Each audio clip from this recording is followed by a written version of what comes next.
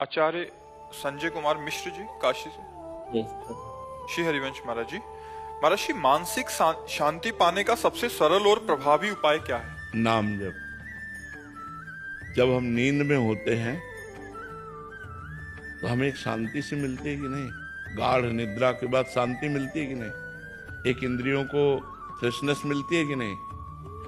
जब गाढ़ नींद में होते हैं, कारण क्या होता है? कारण होता है संसार का चिंतन छूटना। 6 घंटे 5 घंटे जब हम गाढ़ निद्रा में हुए तो संसार का चिंतन छूटा, तो एक विश्राम सा मिलता है, एक नवीनता सी आती है। अगर हम जागृत अवस्था में संसार का चिंतन छोड़ दें, परमात्मा चिंतन में रहें, तो हमारा मन कितना प्रसन्न हो जाएगा, हमारे मन को कितनी शांति मिलेगी।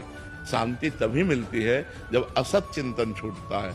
तब लग कुशल न जीव को, सपने हो मन विश्राम, जब लग भजत न राम को, शोक धाम तज काम। ये कामना, ये वासना हमें अशांत किए हुए हैं। त्यागात शांति निरंतरम। जब कामना और वासना का त्याग होगा तो त्याग तभी होगा जब उसके चिंतन का त्याग हो। चिंतन का त्याग तभी होगा जब सत चिंतन हो। सत चिंतन का हमें पता नहीं, इसलिए भगवान का नाम, जो राम कृष्ण हरि शिव जो नाम प्रिय है, वो निरंतर नाम जपना शुरू कर दो।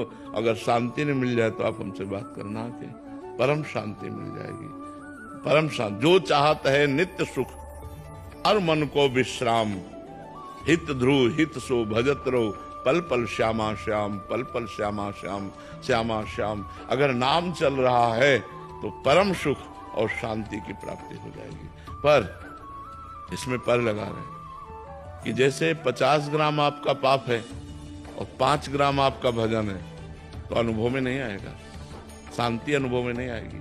अनुभव तब होगा जब 50 ग्राम के ऊपर भजन चलेगा, तब आपको अनुभव में आएगा। इसीलिए हमको प्रारंभ में अनुभव ना होने पर हो सकता उल्टा अनुभव हो, तो भी आप करते रहिए, जिससे आपके पापों का नाश होते ही आपके हृदय में ज्ञान का प्रकाश हो जाएगा, आनंद शांति सब कुछ प्राप्त हो जाएगी। पर भजन बिना कुछ नहीं।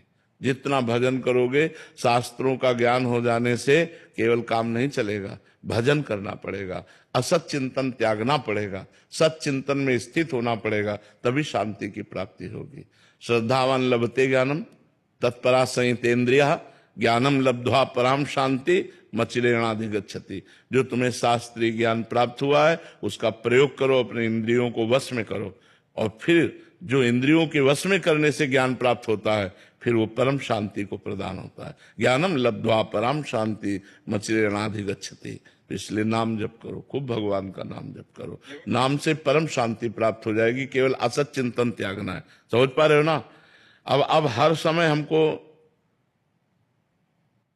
अपवित्र पवित्रो वा सर्वावस्थांगतोपि वह यह स्मरेत पुंडरीकाक्षम सवायाभ्यंतर शुचि।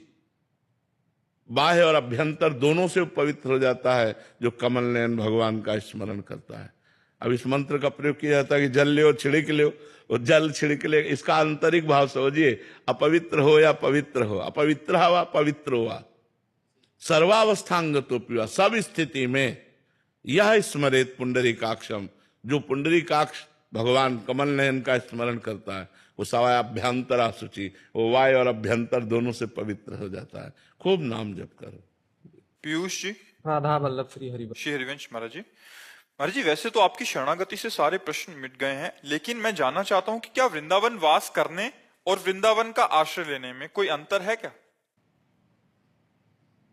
नहीं, आप लाखों कोस दूर हो, वृंदावन के आश्रित हो, वृंदावन को चिंतवन, यह दीप उर्बार, कोटि जन्म के अघ तमय काट करे उजियार। आप रोज मन से वृंदावन आ रहे हैं, बिहारी जी के दर्शन, राधा वल्लभ जी के दर्शन, रोज वृंदावन की परिक्रमा, यमुना जी, रोज संत दर्शन, ये वृंदावन वास का ही फल मिलेगा। चाहे जहां रहो, वृंदावन का चिंतन करो, करोड़ों जन्मों के पापों का नाश करके वो हृदय में प्रेम प्रकाशित कर देता है। देखो भाई जी महाराज और राधा बाबा गीता वाटिका में रहे, तो संपूर्ण वृंदावन का प्रेम तो उनको वहीं प्राप्त हुआ कि नहीं प्राप्त हुआ? तो अगर हम दूर देश में कहीं रह रहे हैं और वृंदावन का चिंतन कर रहे हैं, धाम के आश्रित हैं, तो वही लाभ प्राप्त होता है। वृंदावन का वास मिल जाए तब तो कहना ही क्या है। जब वास नहीं मिला तो वृंदावन का आश्रय और वृंदावन का चिंतन, वृंदावन की उपासना, ये वृंदावन को ही प्राप्त कराते हैं। देवाशीष जी। हर हर महादेव। राधे राधे महाराज जी, आपके चरणों में कोटि कोटि प्रणाम। महाराज जी, परोपकार करते समय मन में ये विचार आता है कि इससे मुझे अच्छा फल मिलेगा तथा लौकिक और पारलौकिक उन्नति होगी, परंतु इस भावना के स्थान पर ये भाव कैसे लाएं कि इसके फलस्वरूप मुझे भोलेनाथ जी का प्रेम प्राप्त हो? नहीं, आपके पास जो कुछ वस्तु प्राप्त है वो भगवान की दी हुई है, आप ऐसा मानते हैं कि नहीं? ठीक है, आप जिसको दे रहे उसमें भगवान है कि नहीं? तो भगवान की वस्तु भगवान को दे रहे हैं, हम बेईमानी से बच गए। ईमानदारी, उनकी वस्तु उनको दे रहे। त्वदीयम वस्तु गोविंदम तुभ्यमेव समर्पये, आपकी चीज आपको समर्पित कर, इससे भगवान की प्राप्ति हो जाएगी। तो हमें चाहिए अपनी वस्तु मान के नहीं, जिसको दे रहे हैं उसमें भी भगवान, और जो हमें दिया है वो भी भगवान ने दिया, तो भगवान की दी हुई वस्तु भगवान को समर्पित। त्वदीयम वस्तु गोविंदम, आपकी वस्तु गोविंद आपको दे रहे हैं। त्वदीयम वस्तु गोविंदम तुभ्यमेव समर्पये, समझ रहे ना आप? अविनाश शाह जी। राधा वल्लभ। राधा वल्लभ श्री हरिवंश महाराज जी। महाराज जी, सत्संग और एकांतिक वार्तालाप के माध्यम से आपसे जुड़ा हूं। महाराज जी, धीरे धीरे पहले तो मन था कि उन्नति प्राप्त करें, खूब पैसा कमाएं, बट और एक मल्टीनेशनल कंपनी में भी काम करता हूं, बट आपसे जुड़ने के बाद अभी लक्ष्य थोड़ा सा ऐसा लगता है कि अरुचि सी होने लग गई है महाराज जी, और नाम का प्रयास चल रहा है महाराज जी, और एक डर सा हृदय में बैठ गया है कि कहीं इस अरुचि के कारण मतलब नौकरी ही ना छूट जाए महाराज जी। कैसे अध्यात्म और काम में बैलेंस बनाए महाराज जी? बन जाएगा, वो ये बल देगा, नाम बल देगा। देखो, आप जो भी अभ्यास करते हो, लेकिन अपने लोगों का अभ्यास तो हमको आना पड़ता है ना समाज में। हम आके प्रश्न उत्तर करते हैं कि नहीं, अपनी ड्यूटी कर रहे हैं कि नहीं? तो आपको अपनी ड्यूटी करनी है, हम अपनी ड्यूटी कर रहे हैं। अपनी अपनी ड्यूटी निर्वाह करते हुए भजन करो। ऐसा हमारी अंदर से पूछो तो हमारी रुचि थोड़ी कि मैं समाज में बैठूं जाके। हमारी तो रुचि है कि सुबह से एकांत में चिंतन करूं, लेकिन सुबह सुबह हमें भगवान ने ड्यूटी दी है, तो अपनी ड्यूटी कर रहे हैं ना। तो ऐसा नहीं कि हम अपना व्यापार छोड़ दें, अपनी ड्यूटी छोड़ दें, अपने काम छोड़ दें, नहीं। हम व्यापार करते हुए, ड्यूटी करते हुए भगवान का स्मरण करें, भगवान का भजन करें। मतलब आप सोचो, चक्रवर्ती सम्राट अम्बरीश जी महान भक्त थे कि नहीं? उनका चरित्र पढ़ो तो वो चक्रवर्ती राजा पद का निर्वाह करते हुए भगवान की भक्ति कर रहे हैं। हम लोग तो बहुत छोटे छोटे कार्यों को कर रहे हैं, वो तो पूरे राज्य का भार लेकर के भी भगवान का भजन कर रहे हैं। तो हमको भजन में रुचि बढ़ानी है, लेकिन अपने कार्य जो कर रहे हैं वो भी भगवान की सेवा मानकर करना है। कार्य छोड़ करके ऐसे बैठ जाना ठीक नहीं है। सबको, चाहे जितना बड़ा कोई संत हो, समाज सेवा करनी पड़ती है। भगवान ऐसे नहीं जाने देते यहाँ से, चलो करो समाज सेवा करो। तो वही समाज सेवा तुम भी कर रहे हो। अपनी अपनी जगह जो है वो समाज की सेवा कर रहे। एक किसान बहुत अन्न पैदा करता है, उसको भले बेचता है, लेकिन लाखों का पेट भरता है। आप जिस कंपनी में काम कर रहे हो, कुछ निर्माण हो रहा होगा, कुछ बन रहा होगा जो समाज सेवा में आता है। आपको चंद रुपए मिले, उससे परिवार का पोषण हो रहा है, शरीर का पोषण हो रहा है। उसी रुपए से आप दान पुण्य कर सकते हो, आप धर्म कर सकते हो। तो भजन करते हुए ये सब करना चाहिए, छोड़ना नहीं चाहिए। राजेंद्र जी। राधे राधे महाराज जी। महाराज जी, क्या त्रिदेव ही शक्तिमान है? क्या उनसे भी ऊपर कोई सर्वशक्ति विद्या? एक ही है। सबसे खुली बात समझ लो, वह परमात्मा एक है। अब उसे ब्रह्मा कहो, विष्णु कहो, महेश कहो, राम कहो, कृष्ण कहो, राधा कहो, दुर्गा कहो, शिव कहो, भैरव कहो, जो चाहो कहो, वो एक है। अब वो कोई कह दे कि उससे ऊपर वो, उससे ऊपर वो, उससे, हमें कोई परेशानी नहीं, क्योंकि हम एक मान रहे हैं। आप कह दो सबसे नीचे जो है वही श्रेष्ठ है, हम वो भी माने। आपको बीच वाला श्रेष्ठ है, वो भी मान रहे हैं। आपको ऊपर वाला श्रेष्ठ है, वो भी मान रहे हैं, क्योंकि एक है वो। इसकी कोई काट है? वो एक है बस। उसका तुम कोई भी नाम रूप लो, हमारी दृष्टि में वो एक है और सर्वत्र है। सर्वत्र है, कोई जगह ऐसी नहीं जहां ना हो, और सर्वरूप है। जितने रूप है सब उसी के है, वो एक है। कहीं भी लग जाओ, एक मान के लग जाओ, सब सवाल हल हो जाएगा। अलग अलग मानोगे तो फिर लड़ाई झगड़ा होने लगे। लड़ाई झगड़ा जो होता है ना भक्तों में, हमारे भगवान बड़े, तुम्हारे भगवान छोटे तो ये सब बेकार की बात है, ये सब बेकार की बात। प्रीति मित्तल जी। श्री श्री हरिवंश महाराज जी। गुरुदेव भगवान, मेरा प्रश्न है कि प्रेम की सर्वोच्च या उत्तम स्थिति कौन सी होती है? भगवान सहज ही किस प्रकार के भक्त पर कृपा कर दर्शन देते हैं? पहला जो प्रश्न है कि सर्वोत्तम प्रेम की स्थिति जब मैं का पूर्ण विस्मरण हो जाता है तब प्रेम की सर्वोच्च स्थिति होती है, और जब तू का पूर्ण विस्मरण हो जाता है, मैं की स्मृति में खो जाता है, तो ज्ञान की सर्वोच्च स्थिति होती है। मैं के सिवा कुछ नहीं, ब्रह्म नहीं, माया नहीं, नहीं जीव नहीं काल, अपनी हूँ सुधि ना रही, एक रहो नंदलाल। ये प्रेम की स्थिति। कान भय प्राण में, प्राण भय कान में, ही में न जान परे, कान है कि प्राण है। ये प्रेम की स्थिति। मन कृष्णाकार, बुद्धि कृष्णाकार, चित्त कृष्णाकार, अहम कृष्ण दासत्व में लीन, मैं का पूर्ण विस्मरण, मैं कौन हूं, क्या हूं, कैसा हूं, इसका विस्मरण। केवल अपने प्रियतम, प्रिय, प्रियतर, प्रीतम, सबसे प्यारे आत्मस्वरूप भगवान में स्वयं की स्मृति का लीन हो जाना, तन्मयाहा, भगवान में तन्मय हो जाना। रात दिन उनके स्मरण में व्यतीत हो रहा है। ना मैं की स्मृति है, न भोगों की स्मृति है, न संसार की स्मृति है। समस्त चाहें जिसकी मिट गई हैं। न पारमेष्ठम, न महेंद्रधिष्णम, न सार्वभौमम, न रसाधिपत्यम, न योग सिद्धिर, न पुनर्भवम वा। जिसे पारमेष्ठी पद ब्रह्मा का भी जो ब्रह्म पद है वो नहीं चाहिए, जिसे देवराजेंद्र का पद नहीं चाहिए, सार्वभौम सम्राट पद नहीं चाहिए, योग की सिद्धियां नहीं चाहिए, मोक्ष भी नहीं चाहिए, केवल प्रेम, अनिर्वचनीयम प्रेम स्वरूपम, प्रतिक्षण वर्धमानम प्रेम स्वरूपम, कामना रहितम प्रेम स्वरूपम, अनुभव स्वरूपम प्रेम स्वरूपम, सूक्ष्मतरम प्रेम स्वरूपम। पी मूर्ति नयनन बसय, तेहि रस रहाय समाये, ये लक्षण सुनि प्रेम के, और न कछु सुहाय, और न कछु सुहाय। फिरे अपने रस मातो, कुटुम देह ते जाय, छूट सब ही विधि नातो। जहां जहां पिय की बात सुने, खोजत तिन गैनन, हित ध्रुव छिन छिन ले, प्रेम जल भरि भरि नैनन। अपने प्यारे की स्मृति में लीन, ना काहू सो बोलिबो, ना कोई व्यवहार, अपनी कुंवरी किशोरी को जियत निहार निहार। बस अपने परम प्रीतम प्रभु में संपूर्ण अंतःकरण का लय हो जाना, किंचन मात्र कोई कामना न रह जाना। निरंतर भगवद स्मृति एकतार, अखंड अव्यावृत भजनात्, तैल धारावत। वैसे तो प्रेम अनिर्वचनीय है, पर ये बाहेली लक्षण प्रेम के कहे जाते हैं।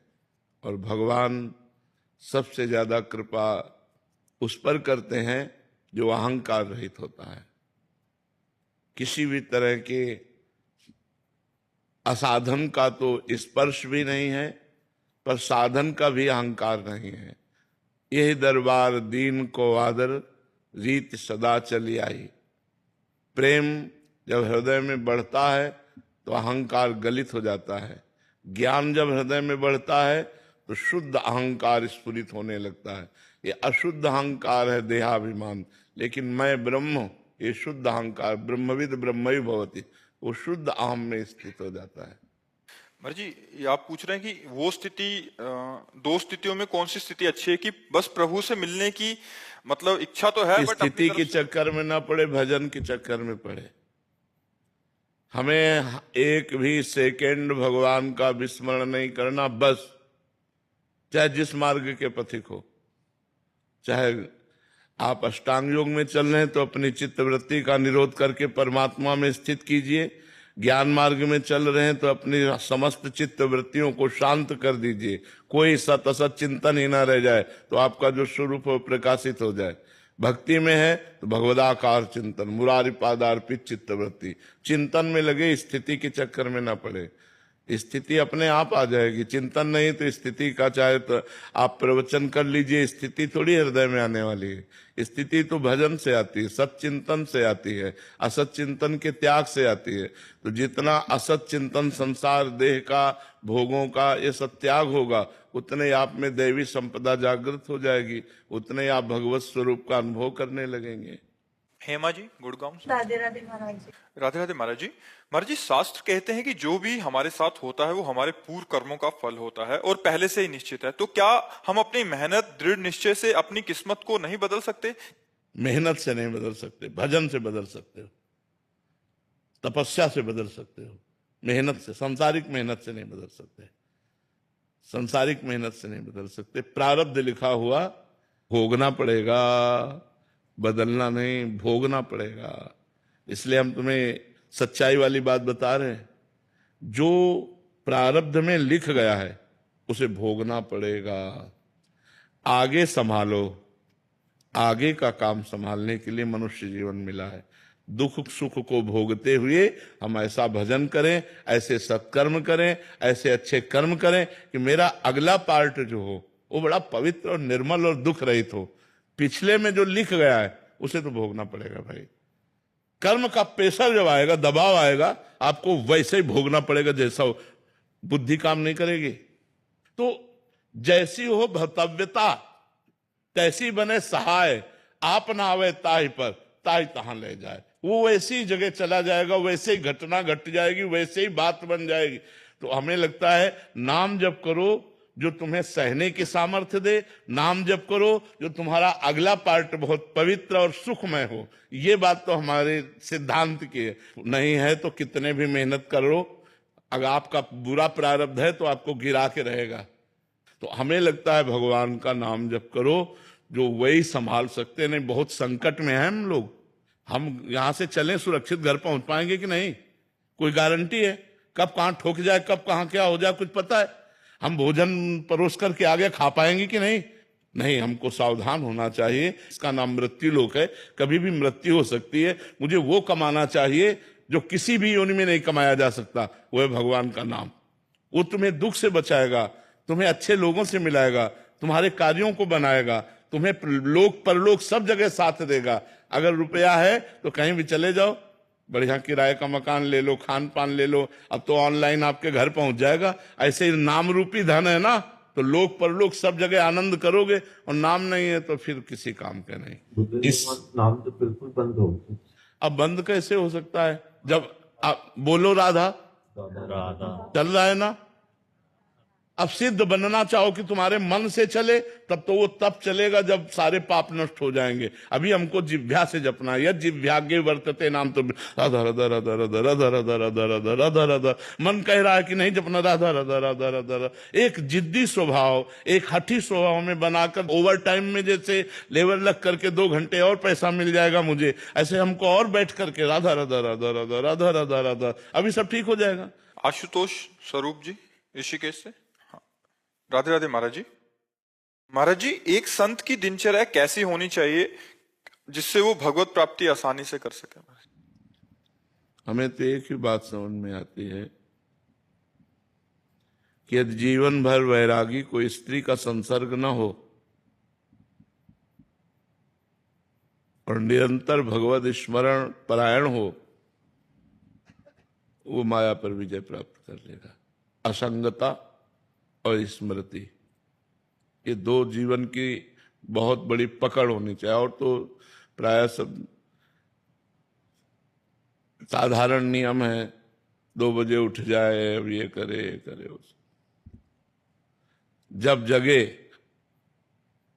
भगवत स्मृति, आत्मस्वरूप का चिंतन, और जब सोए तो समाधि, असंग रहे। अगर भजन ना भी बने तो कामिनी का संसर्ग ना होने पाए जीवन भर में, वो निकल जाएगा। कंचन से उतनी हानि नहीं है, क्योंकि आज आपको वैराग्य हुआ किसी महापुरुष के संसर्ग से, आपके पास करोड़ों जमा है, आप फेंक दीजिए, आप वहीं पड़े रहने दीजिए, आप यमुना में फेंक दीजिए, खत्म खेल आपका कंचन का। कीर्ति भगवत स्वरूप मान लीजिए, खत्म खेल उसका।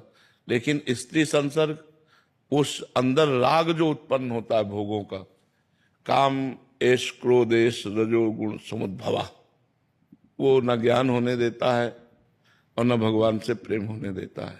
बहुत जोर की आसक्ति इसमें होती है, विपरीत शरीर पर विशेष आकर्षण होता है, और ये जन्म जन्मांतरों से होता चला आ रहा है। तो वो दुर्वासना मम सदा परिकर्षयन्ति।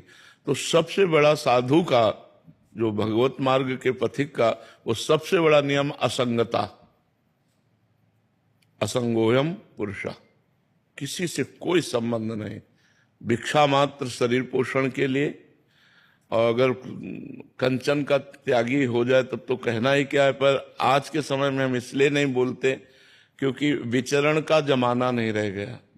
अकेले साधु या 2 विचरण करें या 3 विचरण करें तो मार डाले जा सकते हैं। तो विचरण की सलाह तो अब हम भी नहीं देंगे, और भिक्षा भी हमें शुद्ध मिलना अवश्य असंभव सा लग रहा है, क्योंकि प्रायः लोग मांस और मदिरा अंडा आदि का सेवन करने लगे। तो साधु जो पवित्र भिक्षा नहीं मिलेगी तो बुद्धि भ्रष्ट हो जाएगी। तो अब धामों का और तीर्थों का और पुरियों का ही आश्रय लेना उचित है, कि किसी पुरी या किसी धाम का आश्रय लेकर संत समुदाय के बीच में अपने जीवन को काटे। तो जीवन यापन के लिए अर्थ की अत्यंत आवश्यकता है। आज अर्थ प्रधान समय है, तो हम मांगे ना, स्वाभाविक भगवान की कृपा से जो मिल जाए उससे अपने जीवन यापन का आकाश वृत्ति से रखें कि जो हमें मिल जाए। जो बिना मांगे, जो आकाश वृत्ति उसे कहते हैं, इसका कोई नहीं, उसे आकाश वृत्ति कहते हैं। बिना मांगे भी जितने से हमारा काम चल जाए। बकाया स्त्री संसर्ग नहीं होना चाहिए। और कीर्ति तो भगवत स्वरूप मान ले तो उससे कोई प्रभाव नहीं पड़ता, क्योंकि कीर्ति उन्हीं सर्वेश्वर भगवान की हो रही है। अपना तो अगर हम दासत्व न धारण करें, भागवतिक चिन्ह न हो तो कौन प्रणाम करे। तो भागवतिक चिन्ह प्रणाम हो रहा है परमात्मा स्वरूप गुरु का, आचार्य का। मान लो जैसे हमारे आचार्य भगवान प्रकट हुए रूप धारण करके, आद्य गुरु भगवान शंकराचार्य, निम्बार्काचार्य, बड़े बड़े महापुरुषों, हम उन्हीं परंपराओं में हैं।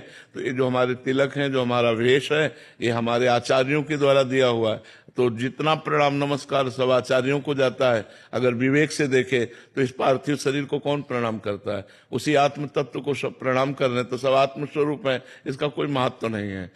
कंचन आकाश वृत्ति से जितनी आवश्यकता हो उतना। कामिनी किसी भी तरह से संसर्ग नहीं होना चाहिए।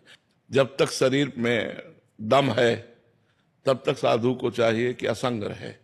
अब मरणासन में पड़े हैं तो अब वो बात अलग है, लेकिन जब तक ऐसी स्थिति नहीं है तब तक संसर्ग से दूर रहने। पक्का 100% चूक हो जाएगी, चूक हो ही जाएगी, चाहे जितना बुद्धिमान हो और चाहे जितनी अवस्था का हो। इस पर हम मानने के लिए तैयार नहीं, क्योंकि जब तक भगवत प्राप्ति नहीं होती, आत्मस्वरूप का बोध नहीं हो जाता, तब तक एक भूख रहती कि कोई तो अपना हो, कोई तो हमें आदर दे, कोई तो प्यार करे, कोई तो अपना कहे। यही फंसा देती है भूख। शिष्य में जैसे पुत्र में फंसा देती है, ऐसे शिष्य में फंसा देती है। अब पुनः उस स्थिति को संभाल करके चलना किसी विवेकवान साधक की बात है। नहीं तो बस जीवन भर असंग रहे, पड़ा रहे, पड़े पड़े सिद्ध हो जाएगा। ये मार्ग ऐसा है, पड़े पड़े सिद्ध हो जाएगा। बस असंग रहे। माताओं बहनों को दूर से बात करे, दूर से व्यवहार रखे, अपने नजदीक वाला एकांत वाला कोई चैप्टर न रहे, तो हमें लगता है कि बहुत सुंदर जीवन साधु का जीवन हो जाए। हमारी कमजोरी अभी पूरी नहीं हुई, जब तक पूरी नहीं होगी तब तक हम असंग रहेंगे। और जब सर्वम खलमिदम ब्रह्म नास्ति किंचन, तो वासना रही नहीं गई। जो आत्माराम पुरुष हैं उनमें कभी अंकुरण विषय का नहीं होता। नहीं स्वात्मारामम विषय मृग तृष्णाम भ्रमयति। आत्माराम पुरुष कभी विषय में तृष्णा में भ्रमित नहीं होते।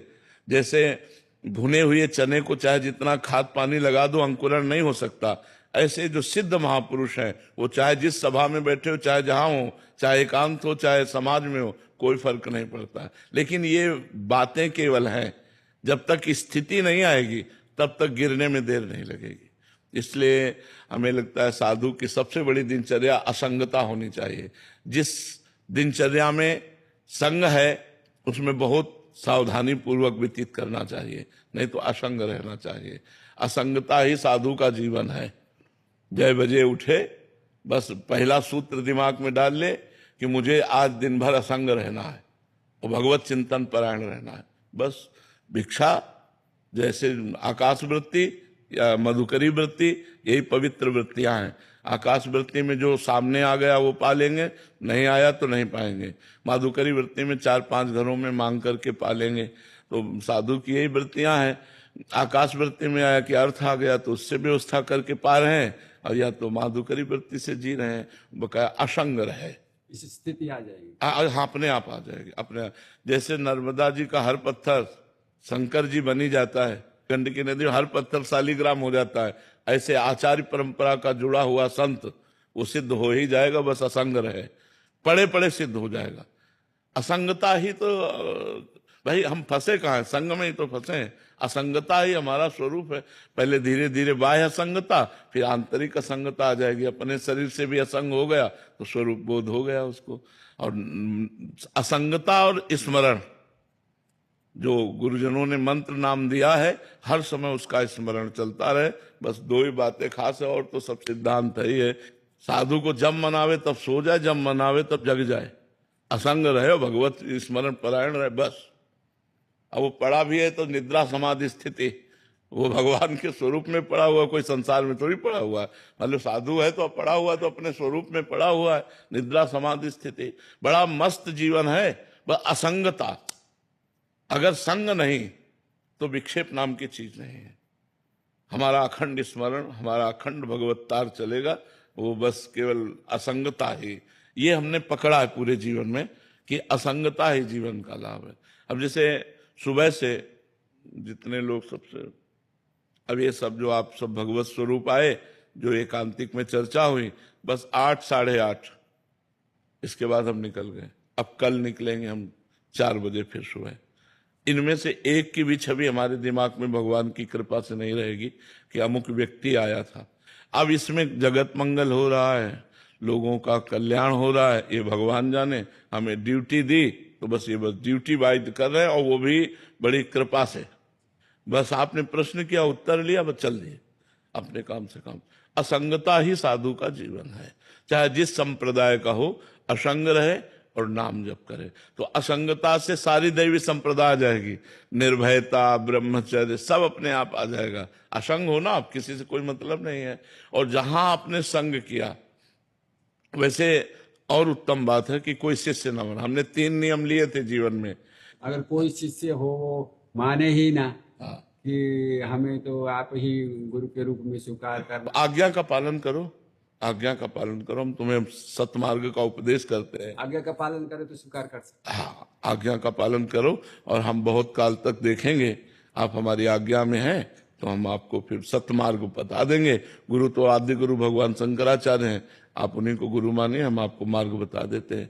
तो बहुत निरपेक्षता से ही निकला जा सकता है, नहीं तो फंस जाता है। तो अब वही निर्वाह करते, सदगुरुदेव भगवान ने आज्ञा करी शिष्य बनाओ, तो वो नियम टूट गया। नहीं, 3 नियम जीवन में लिए थे कि न कहीं बैंक बैलेंस करना है कभी, न कभी कोई जमीन जायदाद होनी है, न कभी कोई शिष्य होना है। बस ऐसे। पर अपने हरि नर सोची नहीं होत है, हरि सोची तत्काल, बल चाहा आकाश को, प्रभु भेज दिल पाता। तो उनका खेल चलता है। नहीं तो ये यश कीर्ति सम्मानम कल्याति घोर गरलम नीचा अपमानम सुधा, ये यश कीर्ति बहुत अच्छी चीज नहीं। जिसको कामना हो मन में कि हमारा भी नाम हो, तो मत कामना करना, नहीं भगवान फंसा देंगे। भगवान से मनावे कि मेरा कभी यश न हो। अच्छा लगता है जब लोग नमस्कार प्रणाम करते हैं, लेकिन ये अच्छा लगना ही जीवत्व को पुष्ट करना है, देहाभिमान को पुष्ट करना है, संसार की सत्यता को पुष्ट करना है। और जबकि हमें ये अनुभव करना है ब्रह्म सत्यम जगन मिथ्या, ये सब नाटक है माया का, ये सब भ्रम है, बहुत बड़ा भ्रम है। पर बाबा हम जैसे तो पार नहीं होते, आप नहीं होते तो। बस इसीलिए ये स्वीकार किए हैं, अगर एक भी जीव भगवान में लग जाता है तो हमारा साधु बनना सार्थक हो गया। एक भी जीव भूल कर जो संसार में लगे हैं, मदिरा छोड़ दे, मांस छोड़ दे, गंदी बातें छोड़ दे, भगवान का नाम जपने लगे तो हमारा जीवन सार्थक हो गया। बस इसी बात से बकाया यश कीर्ति अच्छी चीज नहीं, सम्मानम कल्याति घोर गर्लम नीचापमानम सुधा।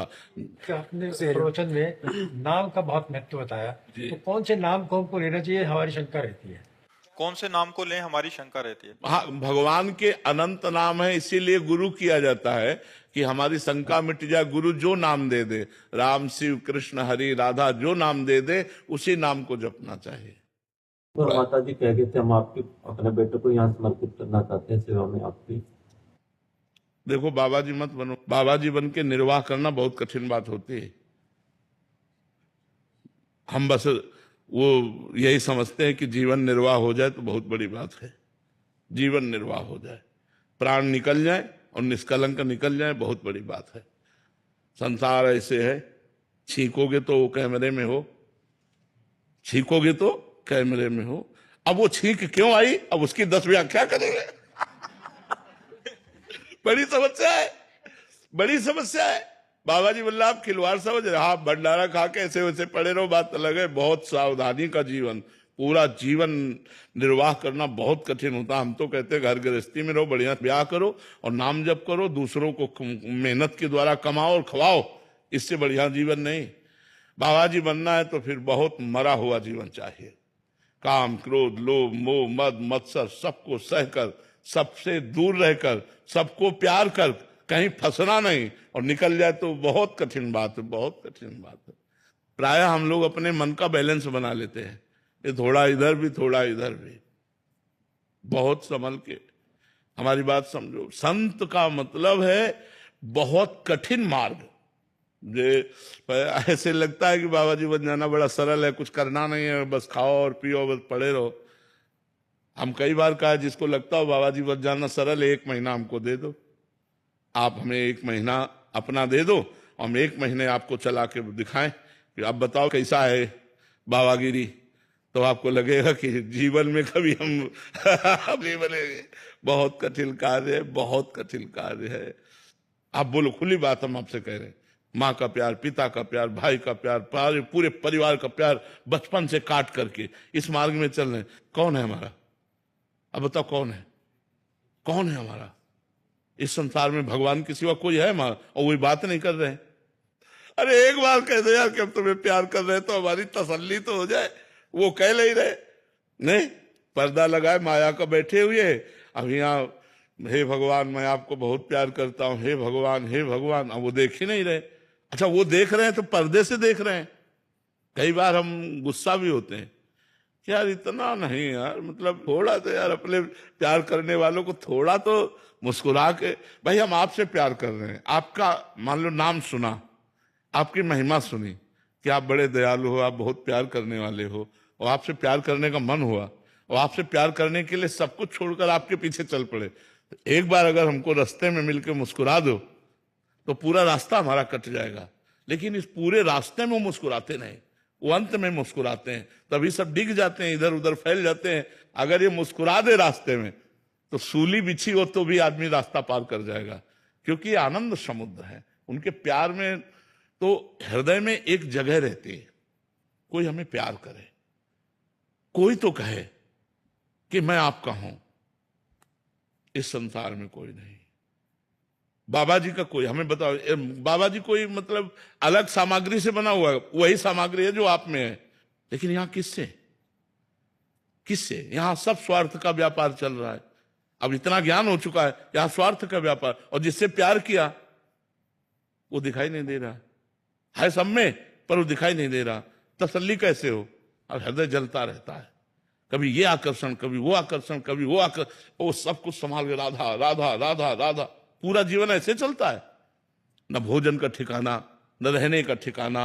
अब आज ये व्यवस्था हुई नहीं, 8-8 दिन 7-7 दिन भोजन नहीं मिला, गंगा जल पी के गुजारा किया, राधा राधा राधा भगवान के मार्ग में। ऐसे थोड़ी ये मार्ग, बहुत हम कहते जल्दी बाबा जी नहीं बनना चाहिए। बाबा जी बनने का मतलब है मर गए। जीवित मर जाए उलट आप में समाया है दिलगिरी है। जिंदा मर जाए, मरा हुआ आदमी बाबा।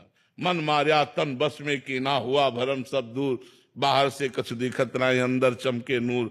आपो त्याग जगत में बैठे नहीं किसी से काम, उनमें तो कछु अंतर ना संत कहो चाहे राम।